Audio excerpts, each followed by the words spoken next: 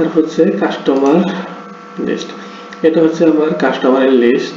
এখানে সকল কাস্টমারের লিস্টগুলো সহ হবে, নাম, টাইপ এবং লোকেশন, স্ট্যাটাস দিয়ে, ঠিক আছে, এবং কন্ট্যাক্ট পারসন সব মিলিয়ে। আমরা চাইলে নতুন কাস্টমার এখান থেকে ক্রিয়েট করতে পারবো অথবা ইম্পোর্ট করতে পারবো। যদি আপনার এক্সেল শিট থাকে এখান থেকে ইম্পোর্ট করতে পারবেন কাস্টমারগুলো, অথবা ডাউনলোড করতে পারবেন টেমপ্লেট। টেমপ্লেট ডাউনলোড করার পরে আপনার ফিল করতে হবে, কি ফিল করতে হবে এখানে সব কিছু দেওয়া আছে। ওই সব ফিল করে এটা এখান থেকে আপলোড দেবেন, আপলোড দিয়ে প্রিভিউ দেখতে পারবেন, ঠিক আছে। এখানে দেখাচ্ছি না। তারপর আমরা এখান থেকে চাইলে নতুন এন্ট্রি দিতে পারবো, নতুন ক্রিয়েট। যেমন কাস্টমার টাইপ, কাস্টমার কি ধরনের টাইপ, পার্সন নাকি বিজনেস, ধরেন আমি বললাম পার্সন, ঠিক আছে। তারপর কাস্টমারের নাম বললাম হচ্ছে জিম। তারপর বললাম হচ্ছে লোকেশন কোথায় কাস্টমারের, যে কোনো একটা দিলাম হচ্ছে হেড অফিস বা অফিস। এই লোকেশনগুলো কিন্তু আসবে হচ্ছে এই যে এখান থেকে, হ্যাঁ। সো আপনি যদি চান ওইখানে আগে লোকেশনগুলো ফিট করে নেবেন। এই কাস্টমার যদি ইমেজ থাকে এখানে দিতে পারবেন, না থাকলে কোনো সমস্যা নাই, না দিলেও হবে। তারপর হচ্ছে contact person. So contact person কি, আমার এখানে যে পারসনটা দিচ্ছে অলরেডি, ঠিক আছে, তাহলে ওর ইনফরমেশন দিতে পারবেন, অথবা তার অধীনস্থ বা উপরস্থ কেউ যদি থাকে সেই হিসাবে দিতে পারবেন। যেমন হচ্ছে এখানে নাম দেখুন, এখানে মোবাইল নাম্বার দিতে হবে, তারপর হচ্ছে ইমেল, ঠিক আছে, দিলে হবে না দিলে হবে, ডেজিগনেশন দিলে হবে না দিলে হবে, অথবা অ্যাড্রেস। আর এডুকেশন লাইসেন্সগুলো আছে, আপনি চাইলে যদি ইনফরমেশন রাখতে চান সেক্ষেত্রে আপনি অ্যাড্রেস দিতে পারেন, ঠিক আছে। সো লোকেশন ক্রিয়েট করা হয়ে গেল। আমরা চাইলে লিস্ট এখান থেকে দেখতে পারবো, এই যে আমার নতুন কাস্টমার ক্রিয়েট করা হয়ে গেছে। সো এটা অ্যাক্টিভ আছে ইনিশিয়াল অবস্থায়। আমরা চাইলে সরাসরি এটাকে কি করতে পারবো, ইনঅ্যাক্টিভ করতে পারবো। যেমন এখানে অ্যাক্টিভ লেখা আছে, ক্লিক করি, এখানে আসবে, ঠিক আছে। এখন এটা কি করবো, অ্যাক্টিভ থেকে ইনঅ্যাক্টিভ করবো, ঠিক আছে। এখান থেকে সেভ দোষার সাথে কি হবে, এটা ইনঅ্যাক্টিভ হয়ে যাবে, ঠিক আছে। আমরা চাইলে সেম ওয়েতে আবার অ্যাক্টিভ করতে পারবো। সো আরেকটা ওয়ে আছে, সেটা হচ্ছে আপনি যদি মাল্টিপল চান, যেমন এটাকে এবং এটাকে, এই দুইটাকে কি করবো একসাথে ইনঅ্যাক্টিভ মানে স্ট্যাটাস চেঞ্জ করে দেবো, ঠিক আছে। তো এখান থেকে দুইটা সিলেক্ট করার পরে এখানে বাল্ক অ্যাকশন আছে, এখানে আসবেন, আসার পর এখান থেকে বাল্ক চেঞ্জ এখানে ক্লিক করবেন। ক্লিক করার পরে আমি চাচ্ছি দুইটাই ইনঅ্যাক্টিভ হয়ে যাবে, অলরেডি একটা ইনঅ্যাক্টিভ, ঠিক আছে। তারপরে সমস্যা নেই, এটাকে সেভ দেওয়ার পর দেখবো যে এখানে দুইটাই আনঅ্যাক্টিভ হয়ে গেছে। আবার যদি এরকম চাই দুইটাকে কি করবো, অ্যাক্টিভ থেকে অ্যাক্টিভ করবো। এখানে আসার পরে এখান থেকে বাল্ক চেঞ্জ, এখান থেকে আবার অ্যাক্টিভ করে দিই এটাকে, এই তো দুইটাকে অ্যাক্টিভ হয়ে গেল, ঠিক আছে। আমরা তাহলে কি করতে হবে, এখান থেকে ডিলিট করতে পারবো। ধরুন হচ্ছে এই যে নামটা আছে এখান থেকে ডিলিট করতে পারবো, ঠিক আছে। অথবা আমরা চাইলে এখান থেকে মাল্টিপল সিলেক্ট করে এখান থেকে এই যে বাল্ক ডিলিট এখান থেকে ডিলিট করতে পারবো, ঠিক আছে। আচ্ছা, তার আগে আমরা একটু এডিটটা দেখে নিই। যেমন এই যে কাস্টমারটা, এই কাস্টমারটাকে আমি এডিট করব। এখানে এডিট বাটন আছে, এখানে ক্লিক করি। এখানে চাইলে আমরা এটাকে চেঞ্জ করতে পারবো যে এটা তো বিজনেস, আসলে পার্সন না। সো আমরা এটা চেঞ্জ করতে পারবো, বিজনেস। সো আমরা যে বিজনেস দিই তাহলে কি হবে, একের অধিক কন্ট্যাক্ট পারসন ক্রিয়েট করতে পারবো। কারণ একটা বিজনেসের আন্ডারে অনেকগুলো পারসন থাকতে পারে, আমরা চাইলে কন্ট্যাক্ট নাম্বার হিসেবে রেখে দিতে পারি কন্ট্যাক্ট পারসন হিসেবে। যেমন এটা হচ্ছে বিজনেস, তারপর এখানে নাম দিচ্ছে বিজনেসের নাম, ঠিক আছে। তারপর একটা লোকেশনটা দিলাম আগের মতোই। এখানে একটা অলরেডি কন্ট্যাক্ট পারসন আছে, আমরা চাইলে নতুন আরেকটা কন্ট্যাক্ট পারসন নিয়ে নিতে পারি, ঠিক আছে। এখানে নাম্বার দিলাম, ঠিক আছে। আপনি চাইলে আরো যদি লাগে কন্ট্যাক্ট পারসন, এখান থেকে অ্যাড কন্ট্যাক্ট পারসন আছে, এখানে ক্লিক করতে হবে। ক্লিক করে যেখানে আসবে কন্ট্যাক্ট পারসন দিন, ঠিক আছে। আমরা এখান থেকে আবার রিমুভ করে দিতে পারবো এখান থেকে, ঠিক আছে। এখন এখানে তো দুইটা কন্ট্যাক্ট পারসন আছে, এখানে মধ্যে মেইন কন্ট্যাক্ট পারসন কে এখানে প্রাইমারি কন্ট্যাক্ট হিসাবে অ্যাসাইন করতে পারবেন। ইনিশিয়াল অবস্থা এটা আছে, আমরা চাইলে এটাকে না দিয়ে এটাকে প্রাইমারি কন্ট্যাক্ট দেখাবো। প্রাইমারি কন্ট্যাক্টের কাজটা কি, আপনার সকল লিস্টে এই প্রাইমারি কন্ট্যাক্টটা শো হবে, ঠিক আছে। যেমন আমি একটু দেখাই, এখানে কাস্টমার লিস্টটা আছে, নেম টেবিল, এখানে আসার পরে এই যে এখানে দেখতে পাচ্ছি নামগুলো, ঠিক আছে। এগুলো হচ্ছে আমার কন্ট্যাক্ট পারসনের প্রাইমারি কন্ট্যাক্ট, ঠিক আছে। এখন আমি চাইলে কি করতে পারবো, যে কোনো কন্ট্যাক্ট পারসনের প্রাইমারি কন্ট্যাক্ট চেঞ্জ করতে পারবো। যেমন আগে এটা ছিল, এখন এটাকে করে দিচ্ছি। তারপরে আমি এখানে টাইপটা কি করে দিলাম, পারসন থেকে বিজনেস করে দিচ্ছি, এখান থেকে সেভ। আচ্ছা, এখানে আগে দাবি দেখাচ্ছি কেন,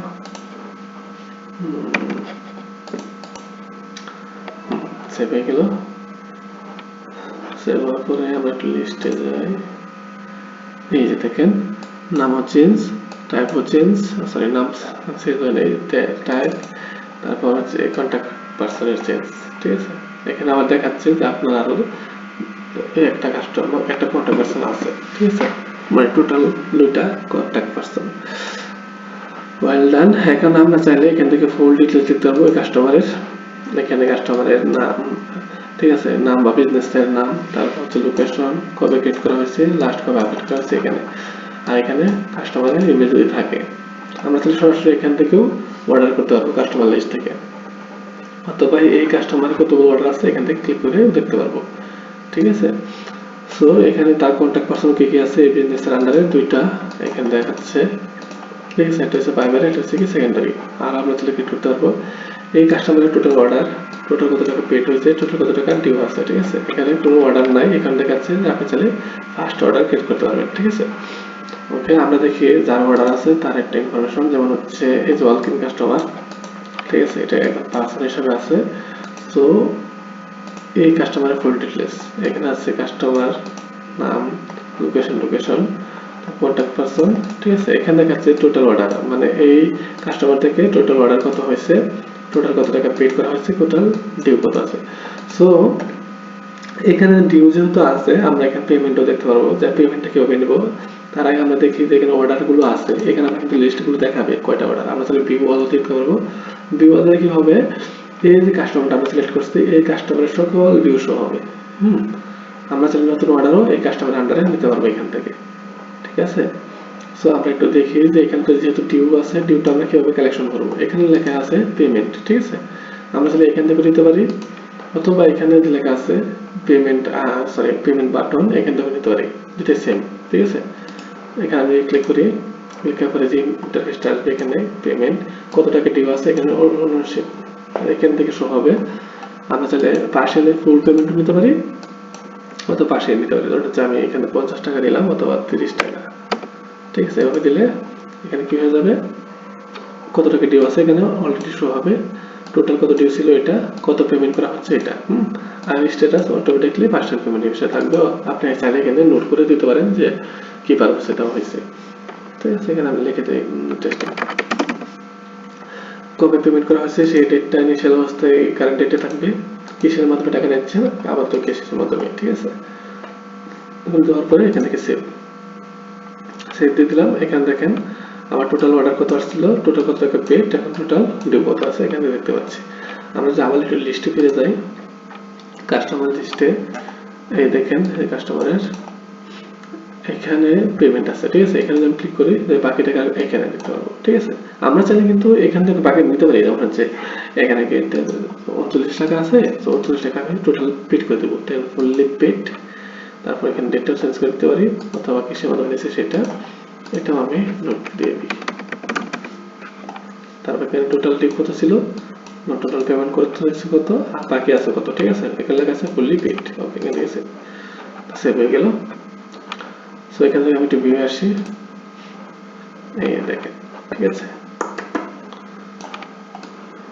টোটালি পেড, আর কোনো ডিউ নাই এখানে।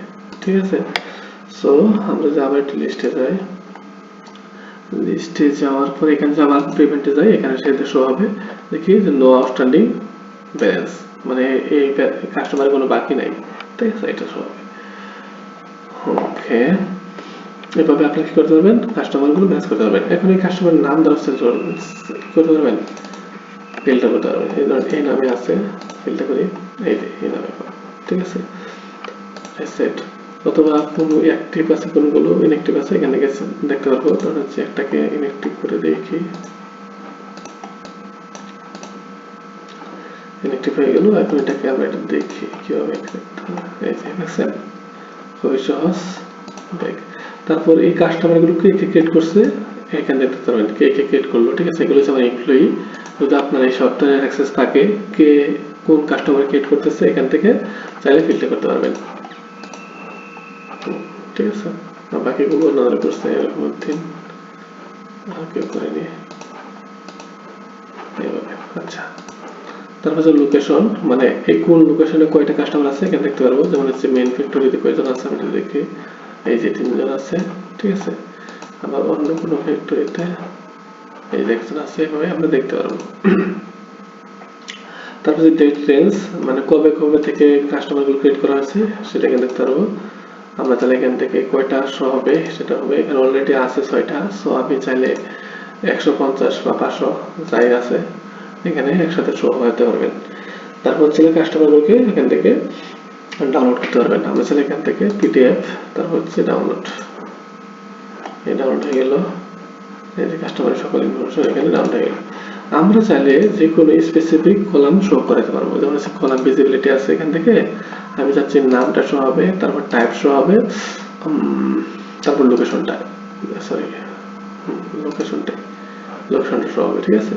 তো এখান থেকে ফিল্টার, সরি ডাউনলোড হয়ে গেছে, ডাউনলোড করে দিই।